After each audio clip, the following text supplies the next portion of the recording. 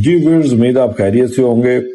DGISPI की press conference आपने देख ली, पूरी कौम ने इनफैक्ट देख ली, और कितनी मुफस्सल अंदाज में उन्होंने मुख्तलिफ अमूर का अहाता किया और बड़ी कैटेगोरली चीज़ों को क्लियर किया।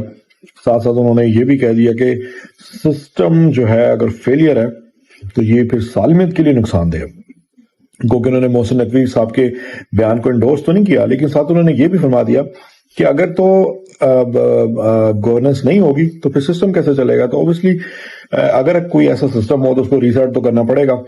मतलब ये उनकी इतनी एक वजाहत के साथ प्रेस कॉन्फ्रेंस थी जिसमें उन्होंने, मैं ये समझता हूं कि उन्होंने बुनियादी तौर पर असल मसले की तरफ कौम की निशानदेही की है, सियासतदानों की निशानदेही की है, और मतलब जितने भी स्टेक होल्डर्स हैं उन सब की उन्होंने निशानदेही की है कि भाई खुदारा समझो असल मसला क्या है। मिसाल के तौर पर अगर आपकी गवर्नेंस अच्छी नहीं रहेगी, आप नेशनल एक्शन प्लान पर अमल नहीं करते, 14 निकात जो हैं जो बाकी के हैं जिसमें स्मगलिंग की रोकथाम से लेकर इतनी बड़ी जिम्मेदारियां हैं जो सूबों पर आयद होती हैं, वफाक पर आयद होती हैं, तो मिसाल के तौर पे अगर आप उस चीज पे अमल नहीं करोगे तो ऑब्वियसली सिस्टम जो है वो खराब करार पाएगा, और जब सिस्टम खराब करार पाएगा तो आपकी लॉ एंड ऑर्डर की सिक्योरिटी, जो लॉ एंड ऑर्डर की सूरत हाल है, सिक्योरिटी सिचुएशन है, वो बराह रास्त मुतासर होगी।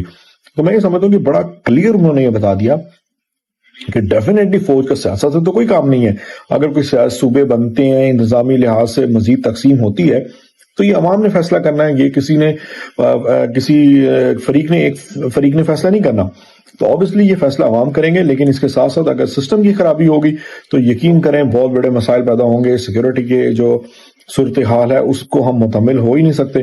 तो मैं ये समझता हूँ, मुझे भी जो ज़ाती तौर पे लगता है कि जो नतीजा मैंने अखज़ किया डीजी साहब की प्रेस कॉन्फ्रेंस से, प्रेस ब्रीफिंग से, वो यही किया कि सिस्टम को चलते रहना चाहिए।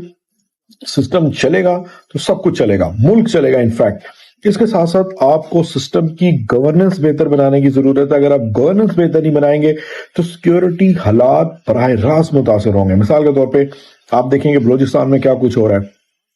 कलअदम BLA जो है वो किस तरह एक्टिव है, किस तरह वो एक आम नहाते शहरियों को टारगेट कर रही है। तो कलअदम BLA का एजेंडा भारत से आया, सारी दुनिया जान चुकी है।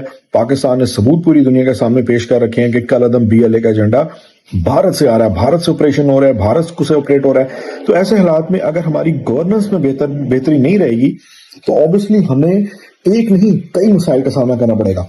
मिसाल के तौर पे मैं आपको ये बता दूं, इसके साथ साथ अगर आप देखें जो मोस्ट इंपॉर्टेंट चीज़ है वो ये है कि तरीके तालिबान पाकिस्तान जो है उसके एजेंडा सारी दुनिया ने देख लिया। किस तरह उन्होंने मुनज़्ज़म ऑपरेशन किए, आम शहरियों का निशाना बनाया, हमारे तरक्याती मंसूबों को सबोटाइज करने की कोशिश की।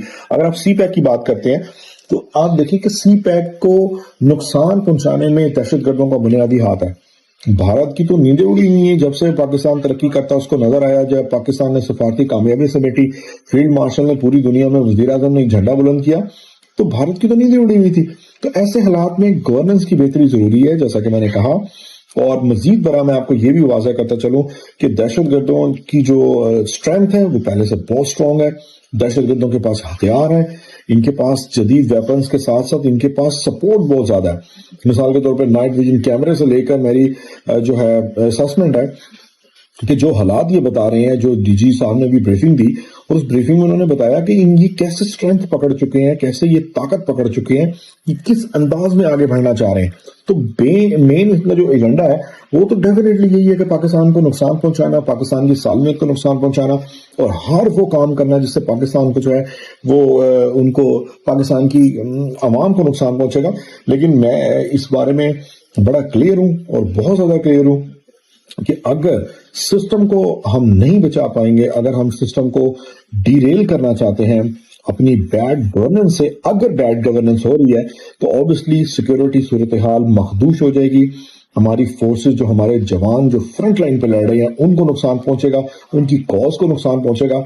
आप ये देखें कि ये जो जवान है ये अपनी जात के लिए नहीं लड़ते, ये कौम की हिफाजत के लिए लड़ते हैं। आप जब आप ये किसी कोई मैयत जो है जज्बे खाक की, जब किसी के आबाई इलाके में पहुंचता है तो आप ये देखेंगे पूरा गांव पहुंचा होता है, पूरा गांव जनाजे को कंधा देने की कोशिश करता है क्योंकि वो एक शहीद का जनाजा है।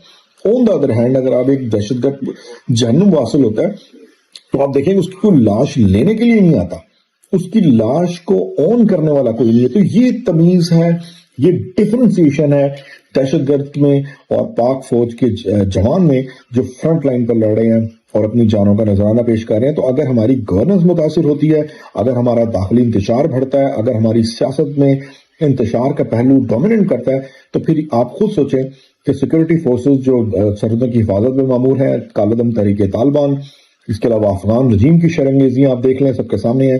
کالعدم BLA ہے. اب یہ نیا جو جوائنٹ ایکشن کمیٹی کا نام نہاد جو انہوں نے نیا شوشہ چھوڑ دیے, جو بھارت کے اعلیٰ کار میدان میں اترے ہوئے اور جو سوشل میڈیا پہ پروپیگنڈے کا سہارا لے لیں, تو آپ یہ دیکھیں گے فوج ایک وقت میں کتنے محاذوں پہ لڑ رہی ہے. خدارا اس فوج کی توجہ وہیں تک رکھیں جہاں تک وہ فوکس کیے ہوئے ہیں. آپ ان کو اس طرح الجھائیں مت, کیونکہ یہ ساری چیزیں آپ کی سیکیورٹی سے منسلک ہے. اگر آپ اپنی گورننس کو گڈ نہیں کر سکتے, آپ اپنی گورننس کو اچھا تاثر نہیں دے سکتے, اگر آپ اینٹی سمگلنگ ایکٹ نہیں پوری طرح نافذ نہیں کر سکتے, اگر آپ سرحدوں کی حفاظت میں پاک فوج کا ساتھ نہیں دے سکتے, انتظامی بنیادوں پر صوبے جو ہیں نیشنل ایکشن پلان پر عمل نہیں کرتے, کوئی ایک شک بھی رہ جاتی ہے, 14 نکات میں سے کوئی ایک شک بھی رہ جاتی ہے, تو اس کا بھی نقصان ہماری سالمیت سے جڑا ہے. اور اس کے ساتھ ساتھ میں آپ کو یہ بھی بتاتا چلوں, چونکہ پاک فوج کے جوان جو ہیں ہر وقت حالت جنگ میں ہیں, ان کو سپورٹ کرنے کی ضرورت ہے. میں مثال کے طور پہ یہ بھی بڑا کھل کے کہنا چاہوں گا کہ جو عناصر فوج کے خلاف پروپیگنڈا کرتے ہیں, زہر اگلتے ہیں, سوشل میڈیا کی پوسٹ کا سہارا لیتے ہیں, اور جو بے بنیاد پروپیگنڈا کرتے ہیں, جیسا کہ آزاد کشمیر میں آپ نے دیکھا کہ جب یہ سیدھے فائر کا انہوں نے شوشہ چھوڑا, تو جو لاشیں جو زندہ ہوئی, جیسا کہ میں نے اس کا ذکر پہلے بھی کیا تھا, یہ ویڈیوز, یہ پروپیگنڈا ویڈیوز, یہ ایلیمنٹ ساری قوم کے سامنے ہیں. آپ خود اس ٹرانزٹ جائزہ لیں, آپ خود فیصلہ کریں کہ ان ویڈیوز میں کتنی صداقت ہے. تو پاک فوج کے ایجنڈے کو جو ہے خدارا مت چھیڑے. پاک فوج جس کام میں لگی ہوئی ہے اس کو لگے رہنے دیں. خدارا یہ کوئی جنگ آسان جنگ نہیں ہے, بیک وقت کئی محاذوں پہ لڑنا یہ کوئی آسان کام نہیں ہے. جیسا کہ میں نے آپ کو کہا کہ ایک جوان جب شہید ہوتا ہے تو اس کا جذبے خاکی آتا ہے, تو پوری قوم اس کو لبیک کہتی ہے. اس اہمیت کو سمجھیں, اس فلسفی کو سمجھیں کہ جو ہماری فوج ہمارے لیے کر رہی ہے یہ کوئی معمولی کام نہیں ہے. آپ پوری دنیا میں اٹھا کے دیکھیں, یورپ اٹھا کے دیکھ لیں, یہ پرامن ممالک ہیں, یہاں پہ چیلنجز کم ہیں.